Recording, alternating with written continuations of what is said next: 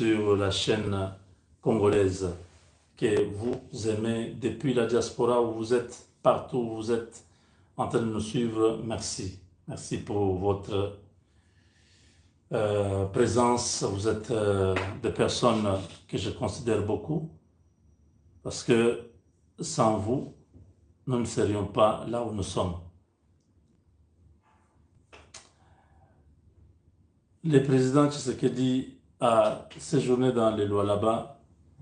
Bon, il y a une rumeur du genre, le président a échappé à un attentat ou... Ces choses-là, c'est normal. Comprenez que Tshisekedi fait peur à beaucoup de gens. Alors, chaque fois, il pense toujours à sa mort. Ces gens-là ne sont pas leur première ou dernier forfait. Ils vont continuer à tenter. C'est pourquoi le président est le mieux sécurisé du pays.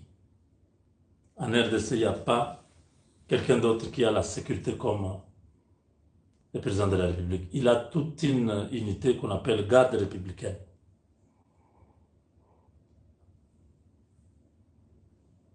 Oui, on dit la garde républicaine ou la garde présidentielle.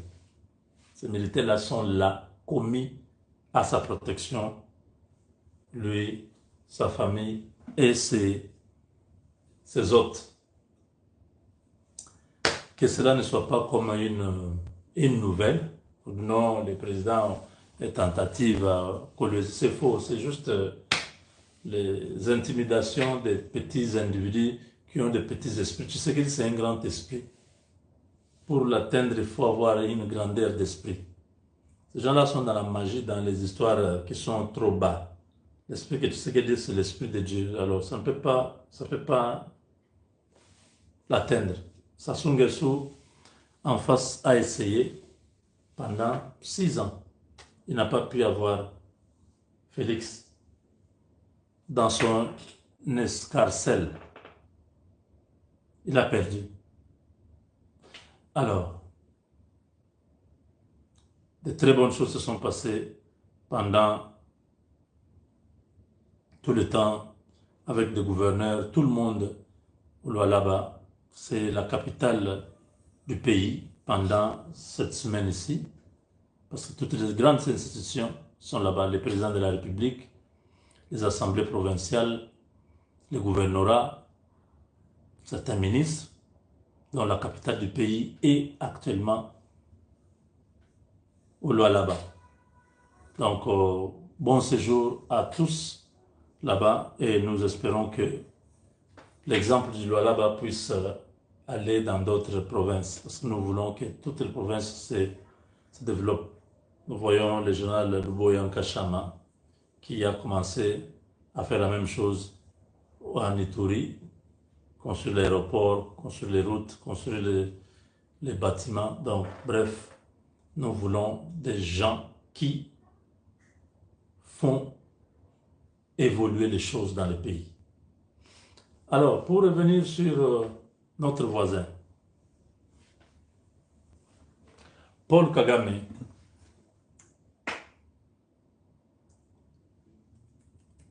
est malade. Il a été évacué pour l'Allemagne.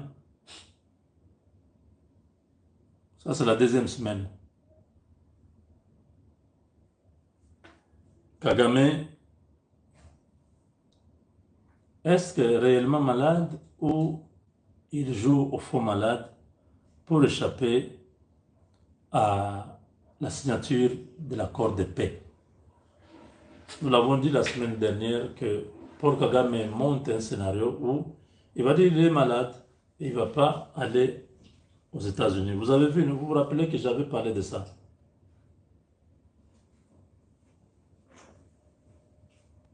J'avais parlé de ça, n'est-ce pas? Je vous ai dit que Kagame va être malade, il ne va pas aller à Washington. Vous vous rappelez? Et nous sommes dans ça. Le conseil des ministres s'est tenu la semaine dernière sans lui. et même la décision de se retirer de CAC, Kagame n'était pas là. Ce sont ses ministres, ses proches, qui ont fait passer les communiqués parce que la décision a été prise. Et là, on nous dit que l'homme ne sera pas prêt jusqu'à la semaine prochaine.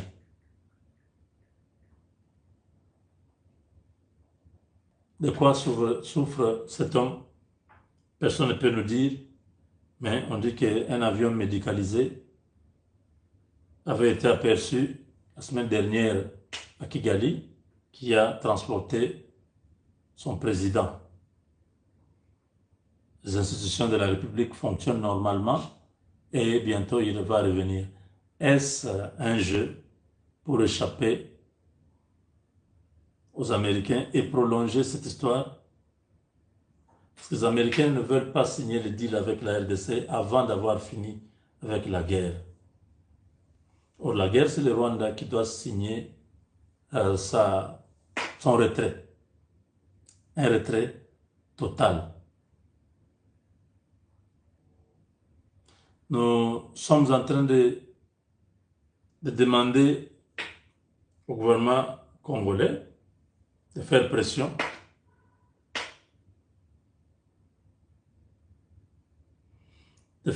sur les États-Unis, demander à ce que, malades ou en bonne santé, qu'ils puissent signer l'accord de paix.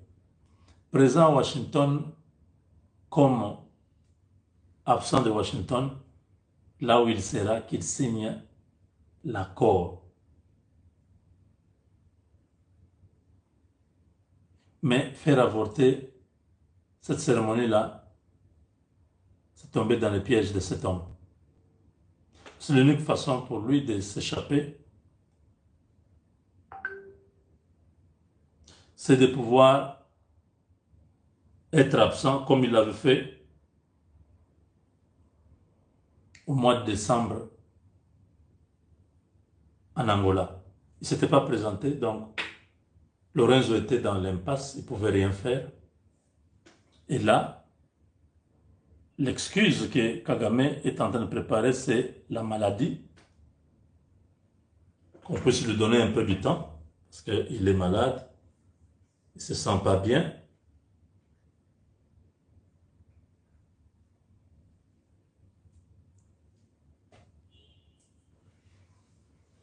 Nous nous disons, même sur les lits d'hôpital, qu'on les transporte jusqu'à Washington, l'avion médicalisé qu'il a signé, ou qu'on envoie le document sur PDF, pour convertir ça, qu'il signe, qu'on renvoie ça aux États-Unis. On ne peut pas laisser ces messieurs-là s'échapper comme ça. L'Est du Congo doit vivre un nouvel ère. On ne peut pas permettre que les Congolais continuent à voir Kagame toujours en train de hanter, hanter l'Est du Congo. Non, nous ne voulons pas de ça. Nous voulons vraiment que ce soit un moment où, quand l'accord de paix est signé, qu'il n'y ait aucun soldat sur le territoire congolais. Ça a été demandé. Hier, vous avez vu le journaliste Reuters qui a dit qu'on a posé ça comme préalable avant la signature de l'accord de paix, que tous les militaires rwandais soient partis de la RDC.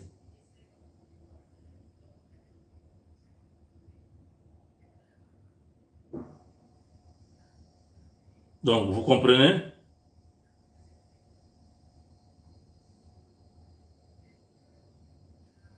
Si on a demandé que tous les militaires partent, c'est parce que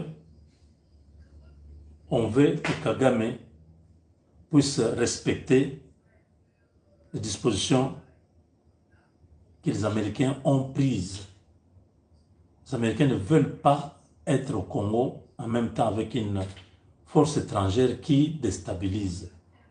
Les Américains vont être au Kivu. Ils ne vont pas venir exposer leur vie dans des zones où il y a des militaires. Les Américains vont donner l'argent pour...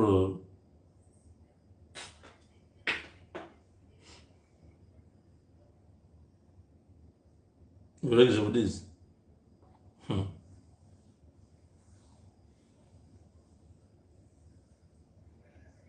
L'argent est disponible pour désintéresser tous ceux qui sont comme groupe armé, tout ça.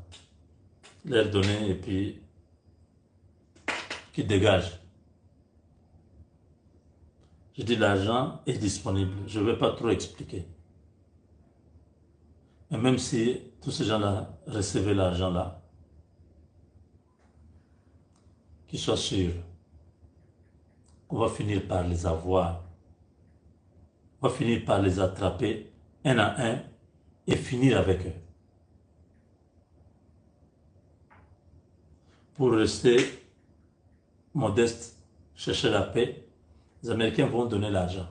Ceux qui sont locaux, les groupes armés locaux, vont aller dans les programmes DDRCS,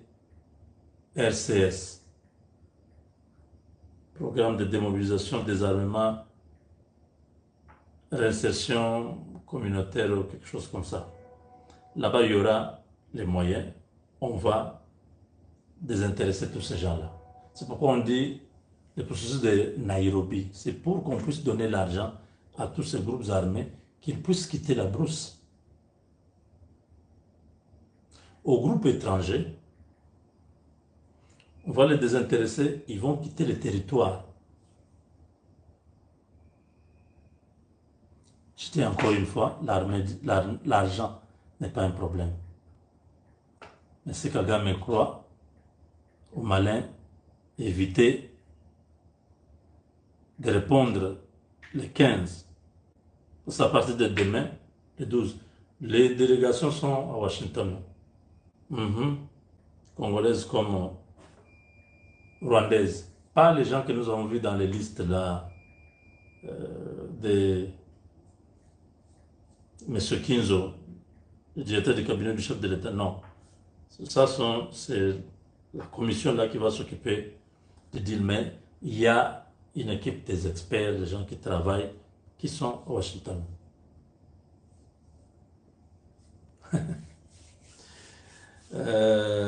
Kagame. Kagame est malade, faux malade. Il souffre de quoi? Il n'a pas encore fini à prendre le Congo, à faire l'Empire Ima. Qu'il revienne, il est encore fort, qu'il puisse se battre. Chaque chose a son temps.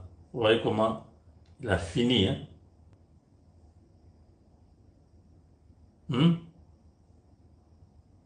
Il fait pitié maintenant sur les lits d'hôpital.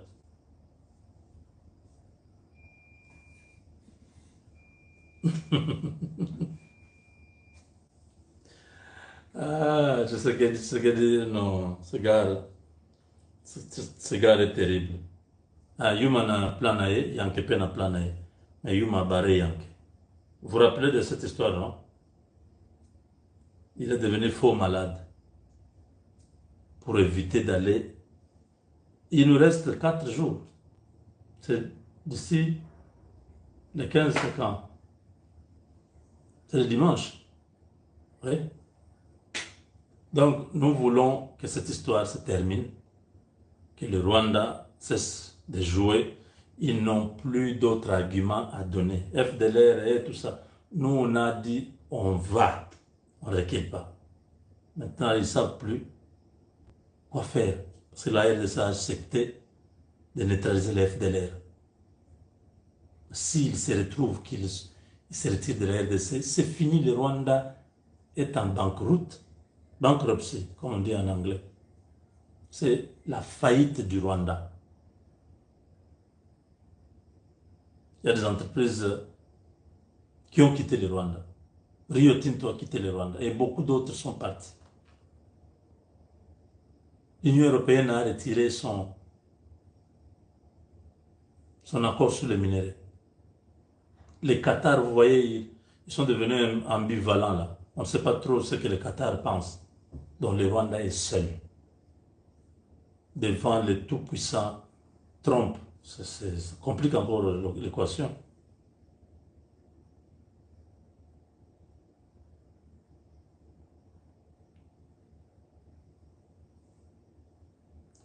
Oui, Kagame c'est le faux malade.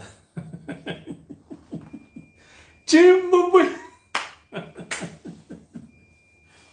Ça c'est le vrai Chimbouboui. On attend. On voit les 15 qu'est-ce qui va se passer. Parce que les préalables que les Américains ont posés risquent de pousser encore les choses en longueur. Les Américains ont dit, avant de signer, il faut que les troupes rwandaises soient retirées de la RDC.